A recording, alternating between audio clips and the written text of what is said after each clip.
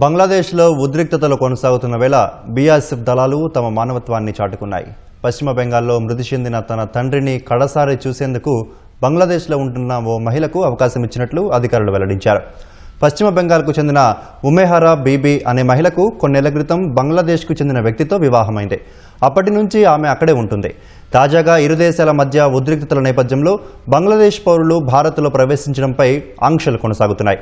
ఈ పరిణామాల నేపథ్యంలోనే ఆమె తండ్రి ఇస్రాఫిల్ అనారోగ్యంతో మృతి చెందాడు. ఈ విషయం తెలుసుకున్న ఉమేహరా బీబీ తన తండ్రిని ఆఖరిసారి చూసేందుకు అవకాశం ఇవ్వాలని పశ్చిమ బెంగాల్లోని గ్రామ అధికారులను కోరింది. ఆ విషయాన్ని వారు సరిహద్దుల్లోని బీఎస్ఎఫ్ అధికారులకు తెలియజేశారు. ఆమె ఆవేదనను అర్థం చేసుకున్న బీఎస్ఎఫ్ అధికారులు సరిహద్దులోని 0 పాయింట్ వద్ద బోర్డర్ గార్డు బంగ్లాదేశ్ అధికారులతో ఫ్లాగ్ మీటింగ్ ఏర్పాటు చేశారు. అనంతరం భారత్ సరిహద్దు వద్దకు రావాల్సిందిగా ఆమెకు సమాచారం ఇచ్చారు. బీఎస్ఎఫ్ అధికారులు వృద్ధుడి మృతదేహాన్ని సరిహద్దు వద్దకు తెప్పించారు.